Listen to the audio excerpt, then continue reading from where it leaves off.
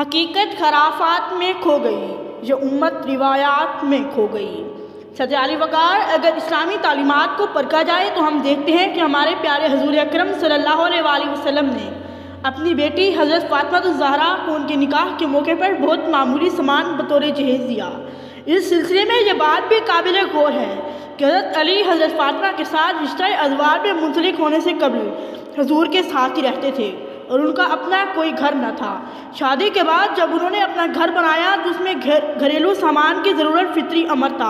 लिहाजा अगर हजूर ने अपनी बेटी को जहेज़ दिया तो उस सुन्नत का इतलाक़ उन्हीं हालात में होगा जिन हालात में हजूर अकरम ख़ातमुन नबीयीन मोहम्मद रसूलुल्लाह सल्लल्लाहु अलैहि वसल्लम ने अपनी बेटी को ये सामान दिया।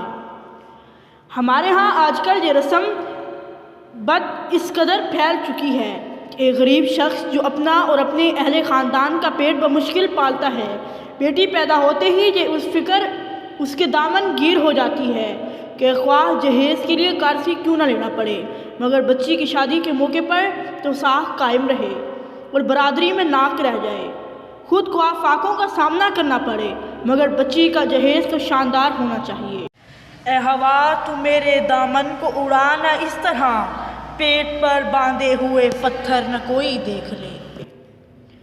ये रस्म इस कदर बढ़ गई है कि ज़्यादा से ज़्यादा जहेज़ देने के लिए लोग हर तरह की गैर कानूनी और नाजायज़ ज़राए मसलन चोरी, रिश्वत, स्मगलिंग वगैरह को भी इस्तेमाल में लाने लगे हैं। इस तरह उमरा की देखा देखी ज़्यादा जहेज़ देने की दौड़ में गरीब अपनी गुर्बत की चक्की में पिस कर रह जाते हैं।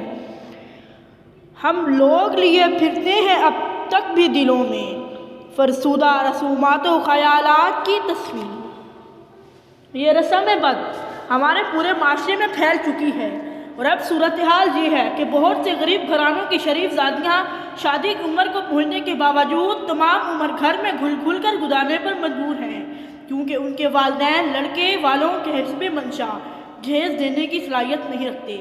किसी ने क्या खूब कहा है, बूढ़ी हुई गरीब की बेटी शबाब ने गुर्बत ने रंग रूप निखरने नहीं दिया और गरीब बेटी का सर बर्फ हो गया अनवर, जहेज़ कैसे बने कौन इसको गहने दे। गोया ये एक ऐसी रस्म है जिसने बहुत सी बेटियों और बहनों की ज़िंदगियां बर्बाद कर डाली।